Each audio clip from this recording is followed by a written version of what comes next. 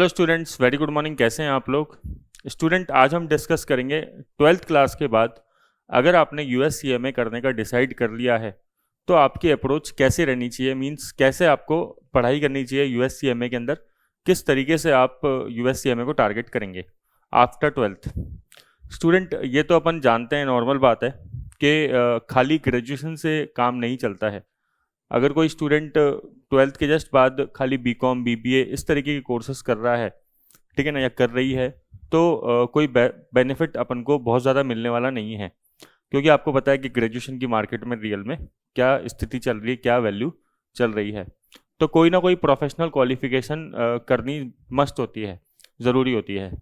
अगर आपने यूएससीएमए करने का डिसाइड कर ही लिया है तो ये फिर वीडियो आप देखिए, है ना। तो स्टूडेंट, बात ये आती है कि आप कैसे मैनेज करेंगे यूएससीएमए को। आपको कब एग्ज़ाम देना चाहिए? जैसे आप अभी फर्स्ट ईयर में आए हैं, आपने 12th का एग्ज़ाम अभी क्लियर कराई है, आपने ग्रेजुएशन में एडमिशन भी ले लिया है और आपके कॉलेजेस भी जो हैं वो चालू है। आजकल तो सेमेस्टर सिस्टम ही होता है हर जगह पे। तो फिर आप किस तरीके से मैनेज करें अपने कॉलेज के साथ, किस तरीके से यूएससीएमए को कंप्लीट करने का टारगेट रखें। देखिए स्टूडेंट, सबसे मेन बात तो ये है कि अपन को ये समझना पड़ेगा कि यूएससीएमए एक प्रोफेशनल कोर्स है। अब प्रोफेशनल कोर्स में हमारी अप्रोच जो रहती है वो ग्रेजुएशन से काफ़ी अलग रहती है, ठीक है। ग्रेजुएशन में कई बार हम लोग जो चीज़ें हैं वो कैजुअली ले लेते हैं, कई चीज़ अगर हमें समझ में नहीं आई तो हम उसको छोड़ भी देते हैं, ठीक है। और इतना ज़्यादा कॉन्सेप्चुअली डेप्थ में नहीं जाते हैं। टीचर्स भी जो ग्रेजुएशन में पढ़ाते हैं, नॉर्मली देखा गया है कि टीचर्स भी ज़्यादातर इतना डेप्थ में नहीं जाते हैं। लेकिन यूएससीएमए में क्योंकि प्रोफेशनल कोर्स है तो अप्रोच बिल्कुल अलग रहती है। प्रोफेशनल कोर्स में स्टूडेंट की एक रिस्पॉन्सिबिलिटी होती है, जिम्मेदारी होती है। सबसे पहले तो उसको कुछ बातों का याद रखना पड़ता है। उसको ये याद रखना पड़ता है सबसे पहले कि लाइफ में डिसिप्लिन बहुत ज़्यादा ज़रूरी है। क्यों? क्योंकि आपको कोई कॉलेज में बार बार बोलेगा नहीं कि आप पढ़ाई कर लो, ठीक है ना। सेमेस्टर एंड के एग्ज़ाम्स होंगे, सेम एंड्स के एग्ज़ाम होंगे, बट फिर भी कोई आप पे प्रेशर नहीं डालेगा। टीचर्स आपको बहुत ज़्यादा बोलेंगे नहीं, तो आप सेल्फ मोटिवेटेड होने चाहिए उस केस में, ठीक है ना, कि आपको कुछ करना है ना। क्यों करना है हमें यूएससीएमए या कोई भी प्रोफेशनल कोर्स क्यों करना है? क्योंकि उस उससे हमारे सपने पूरे हो सकते हैं। देखो, पढ़ाई जो है सबसे सिंपल तरीका है पैसा अर्न करने का, है ना। लाइफ में एक वैल्यू हासिल करने का, एक रिस्पेक्ट हासिल करने का पढ़ाई से बढ़िया सिंपल तरीका कोई भी नहीं है। मैं आपको रियल में बताऊं तो कैसे, क्योंकि पढ़ाई ने ही मेरी खुद की भी लाइफ पढ़ाई ने ही चेंज करी है। जब हम 10th क्लास में थे तो हम सिंपल एक मेरे फादर क्योंकि शॉप पे बैठते थे तो शॉप थी हमारी, तो मैं भी 10th क्लास तक जो है शॉप पे ही ध्यान देता था, ठीक है। अप टू 10th क्लास हमारा पूरा फोकस 10th तक शॉप पे था। जैसे ही मैं स्कूल से आता था तो मेरी एक आदत थी कि मैं जैसे ही अपनी ड्रेस खोली और सीधा सीधा शॉप पे भाग गया। और 2-2:30 बजे स्कूल से आते थे, छुट्टी होती थी, और 2-2:30 बजे से लेकर और रात के जब तक वो शॉप खुली रहेगी 9-9:30 बजे तक, तब तक जो है वहीं पे बैठे रहते थे, ठीक है ना। मेरा माइंड में तो यही था कि अब अपन यही काम करेंगे। बट हाँ, कुछ फिर बाद में इस तरीके से कुछ चीज़ें हुई कि मेरे को थोड़ी सी कि ऐसा लगा कि नहीं, अपन को थोड़ा आगे बढ़ना चाहिए और पढ़ाई की तरफ अपना रुख करना चाहिए, ठीक है। तो 11th-12th में मैंने थोड़ा सा पढ़ाई पे ध्यान दिया, अच्छे से ध्यान दिया, ढंग से, ठीक है। और कॉमर्स ले लिया था उसके बाद, और फिर 12th के जस्ट बाद तो मैंने जो सीए है वो परस्यू करना चालू किया with my graduation, with my BCom, अपने from the very first year itself, पहले साल से ही, जब अपना ग्रेजुएशन चल रहा था तभी से ही। तो उसमें हम लोग ये करते थे कि सुबह सुबह जो है अपने मतलब एक रूटीन फिक्स हो गया था कि सुबह सुबह उठे, सबसे पहले अपन लोग क्लास की तरफ गए, सीए की क्लास अटेंड करनी है, क्लासेस लेनी है। जैसे ही क्लासेस ख़त्म हुई फिर सीए की आर्टिकलशिप चालू होगी, वहाँ पे जाना है। ग्रेजुएशन उस टाइम पे कॉलेज तो रेगुलर हुआ करते थे नाम के, बट कोई जाना कंपलसरी नहीं था, ठीक है ना। और जाते भी नहीं थे हम लोग, है ना, बस केवल रियल बात बता देता हूँ आपको, एग्ज़ाम देने जाते थे। तो लेकिन सीए की पढ़ाई बहुत ज़्यादा हार्श थी, वो अभी भी हार्श ही है, बट उस टाइम पे एक आर्टिकलशिप का लॉन्ग पीरियड होता था, 3.5 साल की आर्टिकलशिप होती थी, और जस्ट सीए के सीपीटी के जस्ट बाद आर्टिकलशिप चालू हो जाती थी। अब तो धीरे धीरे धीरे धीरे पहले इन्होंने 3 साल किया सीए की आर्टिकलशिप में, अब 2 साल ही कर दिया आर्टिकलशिप का टाइम पीरियड और कम कर दिया है। तो वो थोड़ा सा फेज जो है अब थोड़ा इजी हो गया है फिलहाल, पहले तो थोड़ा सा ये चीज़ डिफ़िकल्टी लेवल ही था। तो हम लोग भी अपने पूरे लाइफ में डिसिप्लिन ही रखते थे जो सीए के दौरान था कि सुबह सुबह उठना है, जल्दी उठना है। कई स्टूडेंट हमारे साथ थे, कई दोस्त थे हमारे साथ जो क्लासेस भी अटेंड नहीं करते थे, कई बार सोने के चक्कर में, कई बार क्या कभी क्या, है ना। और आज उनको वो चीज़ रिग्रेट होती है क्योंकि वो कंप्लीट नहीं कर पाए उसको। हालांकि कईयों ने दूसरा काम किया, सीए नहीं करा तो कोई और कोर्स कर लिया, बट हाँ फिर भी वो चीज़ रिग्रेट करते हैं कि हाँ हम उस टाइम पे पढ़ाई का टाइम मिला था हमें तो पढ़ लेते। तो मेन चीज़ ये है कि आपको जो है वो डिसिप्लिन मेंटेन रखना पड़ेगा, ठीक है ना। आपको कोई बार बार बोलेगा नहीं, आपको सेल्फ मोटिवेशन होना चाहिए कि मुझे कुछ करना है, ठीक है ना, कि मुझे लाइफ में आगे बढ़ना है। और आपको थोड़ा सा अगर भीड़ से अलग रहना है तो आपको कोई ना कोई प्रोफेशनल कोर्स करना ही पड़ेगा, ठीक है। ये बिल्कुल हार्श रियलिटी है आज के अपने सिस्टम की, ठीक है। तो आपको डिसिप्लिन मेंटेन रखना पड़ेगा। साथ में आपको क्या है, एक कॉन्सेप्चुअल क्लैरिटी की तरफ फोकस करना पड़ेगा। ऐसा नहीं कि आप जो है चीज़ें रट लें, ठीक है ना। आपको चीज़ें समझनी पड़ेगी, ठीक है। सबसे पहले आप अपना यूएससीएमए का सिलेबस देखिए। आप देखेंगे, आपने देखा होगा पार्ट 1 पार्ट 2 दो हैं पार्ट, ठीक है। तो आप सबसे पहले एक एक चीज़ से चालू करिए, ठीक है। सबसे पहले आप पार्ट 1 पे फोकस करिए, है ना। पार्ट 1 में आप देखेंगे कि आपको दिखेगा अकाउंट्स है, कॉस्टिंग है, थोड़ा सा ऑडिट वाला पार्ट है, थोड़ा बहुत आईटी वाला पार्ट है। आईटी के अंदर आप देखेंगे ब्लॉकचेन टेक्नोलॉजी, क्रिप्टो से रिलेटेड कुछ बातें हैं, इंटरनेट ऑफ थिंग्स, ऐसे करके डेटा रिलेटेड कुछ चीज़ें हैं, है ना। मतलब सारी ऐसी चीज़ें हैं इस यूएससीएमए सिलेबस के अंदर कि जो आज प्रैक्टिकल वर्ल्ड में काम आती है, ठीक है ना। सिलेबस फालतू नहीं है, मतलब कुछ भी, ठीक है। आप बहुत सारी जगहों पे देखोगे कि अभी भी कुछ चैप्टर्स पढ़ाए जाते हैं कुछ कोर्सेज के अंदर, के चैप्टर का नाम है अकाउंट करंट, ठीक है ना, सेल्फ बैलेंसिंग लेजर्स। आपको अभी अगर नहीं पता होगा, अगर आप 12th में होंगे तो ये चैप्टर्स के बारे में, जस्ट 12th आपने क्लियर करा होगा तो, ठीक है ना। Self balancing ledger, sectional balancing, इनका रिलेवेंस कब का ख़त्म हो चुका है, मतलब ये कोई रेलेवेंस ही नहीं रखते हैं। बट कई जगहों पे अभी भी कोर्सेज के अंदर ये पढ़े हुए हैं तो पढ़े हुए हैं। लेकिन यूएससीएमए के अंदर खास बात क्या है कि जो कोर्स है ना वो आज के ज़माने के हिसाब से लिंक है। और दूसरी बात क्या है कि ये अपडेट भी करते रहते हैं। ऐसा नहीं है कि ये अपडेट नहीं करते। अभी 2024 में ही लास्ट में जाके सितंबर अक्टूबर के आसपास सिलेबस अपडेट हुआ था। तो आपको पहले सिलेबस उठाना है, ठीक है ना। ऑफिशियल वेबसाइट से जाइए। ऑफिशियल वेबसाइट कौन सी है? आईएमए की, इंस्टीट्यूट ऑफ मैनेजमेंट अकाउंटेंट। उधर जाके सिलेबस डाउनलोड कर लो और पार्ट 1 जो है उसका सिलेबस चेक करो। आपको 6 सेक्शंस मिलेंगे। उसको एक बार केवल आप अपना जो है सिलेबस उसको रीड करो और उसको हमेशा अपने सामने रखो आंखों के, ठीक है ना। आप मोटा मोटा देखोगे यार इसमें अकाउंट्स है, कॉस्टिंग है, ऑडिट है, आईटी है। कॉस्टिंग के अंदर भी आप देखोगे बजटिंग वाला पार्ट है और जो आपके स्टैंडर्ड कॉस्टिंग है वो है ना, मार्जिनल कॉस्टिंग है, ये सारी चीज़ें हैं। प्रोसेस कॉस्टिंग है, जॉइंट प्रोडक्ट बाय प्रोडक्ट आपको मिलेंगे। अकाउंट्स में तो बहुत सारे टॉपिक्स हैं ना, सारे के सारे जो अभी करंट काम में आते हैं, जैसे अर्निंग, जैसे आपका हो गया इसमें statement of change in equity बनाना है, सोकी बनाना है, डेफर टैक्स के ऊपर कैलकुलेशन है, लीज के ऊपर है, रेवेन्यू स्टैंडर्ड है, रेवेन्यू अकाउंटिंग कैसे करते हैं, ठीक है। ऐसे आप पार्ट 2 के सिलेबस देखोगे तो आपको मिलेगा फाइनेंशियल मैनेजमेंट है मेनली इसके अंदर, एफएम जिसे बोलते हैं। अगर आप अभी बीकॉम फर्स्ट ईयर में हो तो आपको ये जो है ये सब्जेक्ट्स के बारे में भी ज़्यादा नॉलेज नहीं होगी क्योंकि आपने पढ़े नहीं होंगे, है ना। फाइनेंशियल मैनेजमेंट है इसके अंदर थोड़ी सी कॉस्टिंग भी आती है, कुछ एथिक्स का पार्ट भी आता है। मतलब अगर ये बात करें समरी है यूएससीएमए की सिलेबस की है पूरी की पूरी। तो आप सबसे पहले स्टार्ट करो पार्ट 1 से। और मैं कह रहा हूँ कि आपको स्टार्ट कब करना है, आपको बीकॉम ख़त्म होने का वेट नहीं करना है। मैंने जैसे कहा कि आपको स्टार्टिंग से ही लगना है, ठीक है। आप देखिए बहुत सारे आपके सीए कर रहे होंगे दोस्त होंगे, तो जस्ट उन्होंने सीए फाउंडेशन की तैयारी, कईयों ने तो अपने 12th से, कई लोग तो पहले भी करना चालू कर देते हैं, हालांकि मैं तो उसको नहीं मानता सही, बस 12th के लेकिन जस्ट बात करना चालू कर दो आप, वो ठीक है। तो ऐसे ही आपको यूएससीएमए के साथ करना है। आपको ऐसा नहीं सोचना कि यूएससीएमए शॉर्ट ड्यूरेशन कोर्स है, कोई कह रहा है 2 महीने में कंप्लीट हो जाएगा, कोई कह रहा है 3 महीने में कंप्लीट हो जाएगा, इतना नहीं है ना। 6 महीने से 1 साल लगता है ना। और अगर आप ग्रेजुएशन कर रहे हो, आपने ये सब्जेक्ट्स नहीं पढ़ रखे, तो आपको 1 साल लगेगा, ये मान के चलना आप, ठीक है ना। प्रैक्टिकल बात ये है, कहने को कोई कुछ भी कह दे, 1 ईयर लगेगा यूएससीएमए के अंदर, अगर आप अभी ग्रेजुएशन कर रहे हो तो।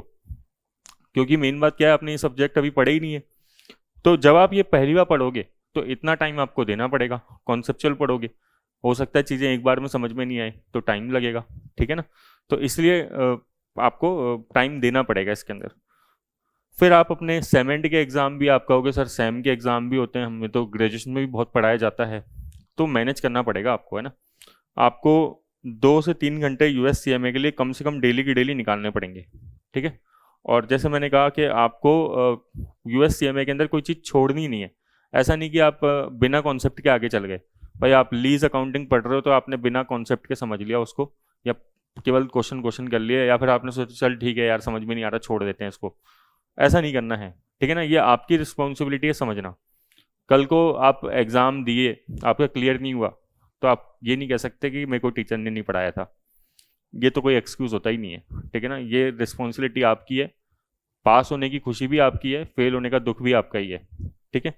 तो इसलिए ना फुल रिस्पॉन्सिबिलिटी के साथ आपको पढ़ना चाहिए अच्छे से, है ना। ये मानते हुए कि भाई जो भी है वो मेरे को ही बेनिफिट मिलने वाला है इसका। क्लियर।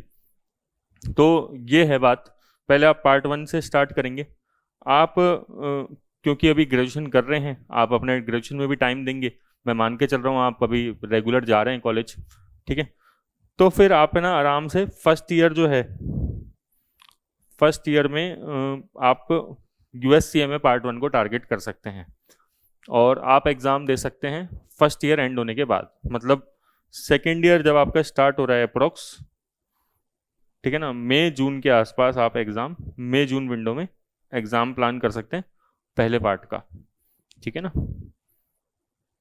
अपने ग्रेजुएशन के सेकेंड ईयर में फर्स्ट पार्ट का एग्ज़ाम मई जून में दे सकते हैं, अगर आप अभी से तैयारी करेंगे तो, ठीक है ना। क्यों? क्योंकि मैंने इतना टाइम क्यों बता दिया सर, आप तो 1 साल फर्स्ट पार्ट में बता रहे हो कि अभी तो मई चल रहा है ना, तो अगले साल मई में एग्ज़ाम दो, तो 1 साल लग गया पार्ट 1 में।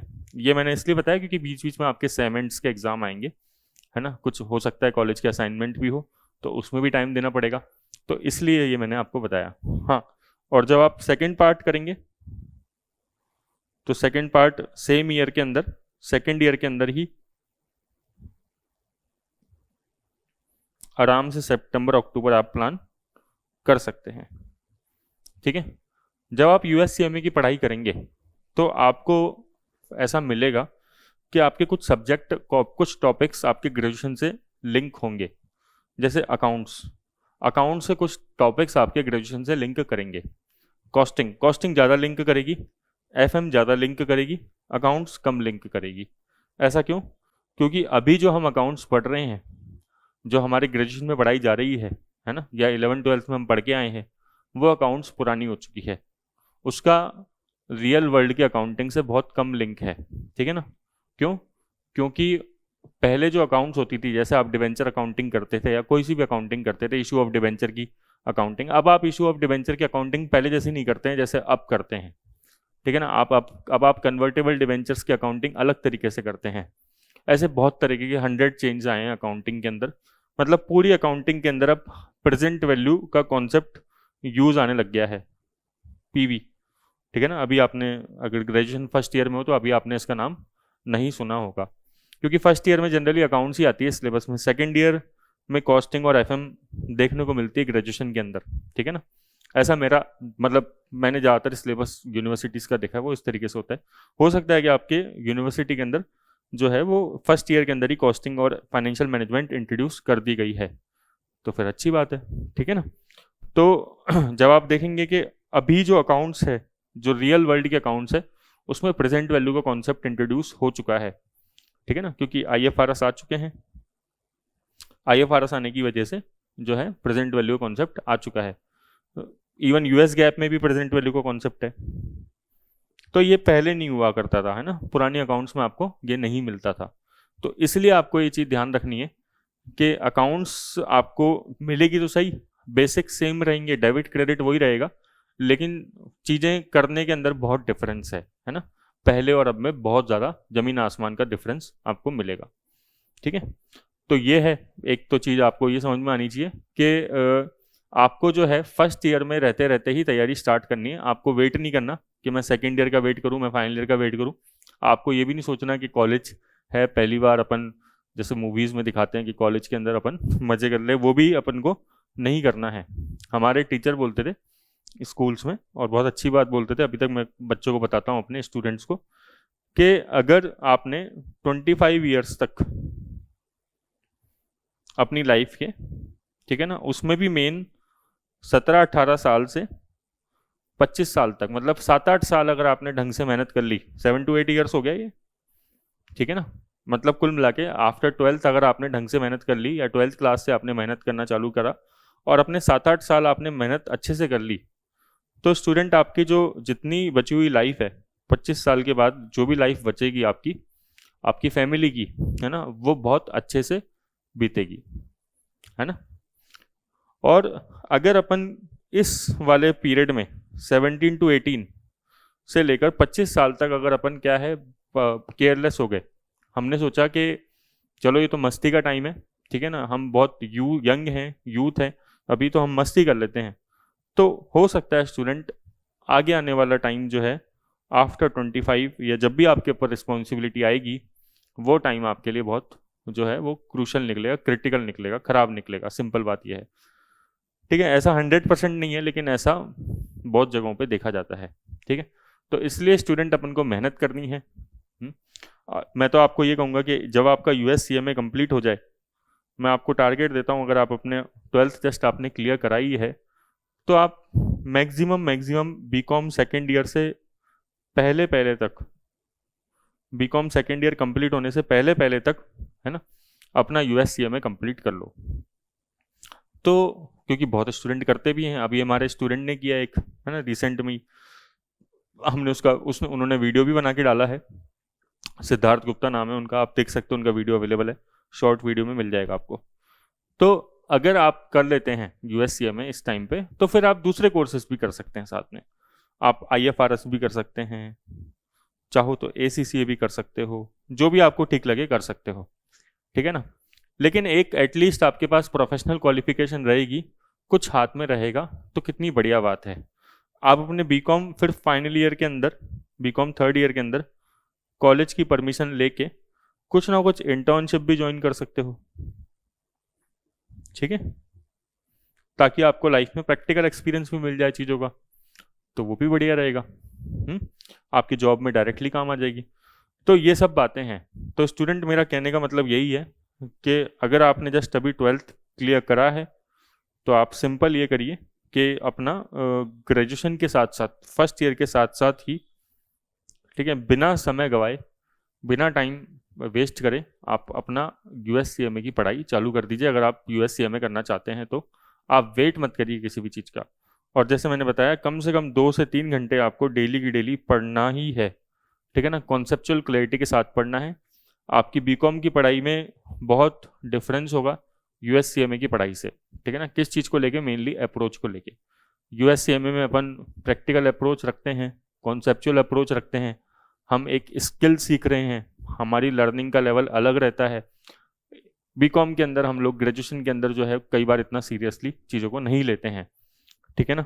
कई लोग, जैसे राजस्थान में एक है कि बीकॉम में तो कई लोग 1 वीक सीरीज़ भी पढ़ लेते हैं, ऐसे करके सीरीज़ आती है, तो चलो ठीक है, लास्ट टाइम में 1 हफ्ते सीरीज़ पढ़ लिया, पास हो गए। लेकिन ये सब चीज़ें क्या है, अपने इसमें नहीं चलता है, जो USCMA या फिर कोई भी प्रोफेशनल कोर्स है। तो इसमें आपको सिंसेरिटी भी चाहिए, डिसिप्लिन भी चाहिए, आप सेल्फ मोटिवेटेड होने चाहिए, आपके पास एक गोल होना चाहिए कि मैं, हाँ, बीकॉम सेकेंड ईयर तक आते आते जो है USCMA अपनी लाइफ में का एक क्वालिफिकेशन अपनी लाइफ में ऐड कर लूँगा, टाइटल ऐड करूँगा।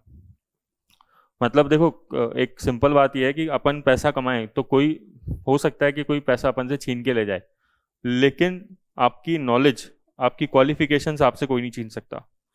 जो आपने पढ़ाई कर ली वो लाइफ टाइम आपके साथ रहेगी, ठीक है ना। और ये जैसे मैंने बताया ना 18 से 25 साल की एज ऐसी है कि कोई स्टूडेंट अगर मज़े करता है, कोई मस्ती करता है, तो हाँ ये एक ऐसी टाइम है जिसमें मस्ती करने का सबसे सबसे बेस्ट टाइम है ये। 18 से 25 दोनों के लिए बेस्ट है, दोनों चीज़ों के लिए बेस्ट है। मतलब ये आपके इंजॉय करने के लिए भी बेस्ट टाइम है। इससे बढ़िया इंजॉय आप लाइफ में कभी नहीं कर पाओगे, ठीक है ना, क्योंकि इसमें आपके पर सोशल जो है वो रिस्ट्रिक्शंस नहीं होती है। तो इससे बढ़िया इंजॉय इस टाइम के अलावा कभी भी नहीं होगा। और इससे लेकिन बढ़िया आपकी जो स्किल डेवलपमेंट है, जो आपकी क्वालिफिकेशंस लेने का टाइम है, एक्चुअल में बात करें जो आपकी एजुकेशंस का टाइम है, वो इससे बढ़िया आपको कभी भी नहीं मिलेगा, ठीक है ना। बाद में क्या होता है, जैसे जैसे हम बड़े होते जाते हैं तो सोशल रिस्पॉन्सिबिलिटी बढ़ती जाती है। एक लेवल के बाद आके हमें के सोसाइटी के हिसाब से जो एक्सपेक्टेशन होती है कि भैया अर्निंग का टाइम आ गया है ना, मैरिज का टाइम आ गया है, वो सब चीज़ें भी चालू हो जाती है। तो अभी वो सब चीज़ें नहीं है, तो एटलीस्ट हम उसका फ़ायदा उठाएं, ठीक है। तो अभी हमारे पास हमारे पेरेंट्स ने भी हमें बोल रखा है कि भाई आपको पढ़ने का पूरा टाइम दिया जा रहा है, तो क्यों ना हम उसको पढ़ा जाए। और सीखने में तो स्टूडेंट एक बार ध्यान रखना कि सीखने में कई बार दिमाग पे प्रेशर पड़ता है, वजन लगता है, लेकिन उसको लगने दो। ये एज आपकी आपको घिसने वाली है, मतलब आप जितना ज़्यादा घिसोगे उतना ज़्यादा खुद आप चमकोगे, ठीक है। सिंपल बात यह है कि आप जितना ज़्यादा अपने आप को पॉलिश करोगे उतना ज़्यादा आप में शाइन आएगी, उतना ज़्यादा आप ग्रो करोगे आगे। तो ये है सिंपल बात। फिर भी अगर आपको कहीं पे डाउट आए तो आप कोई काउंसलिंग वगैरह करवानी हो, आपको करनी हो, तो आप मेरे नंबर पे बात कर सकते हैं 9636621207। Thank you students.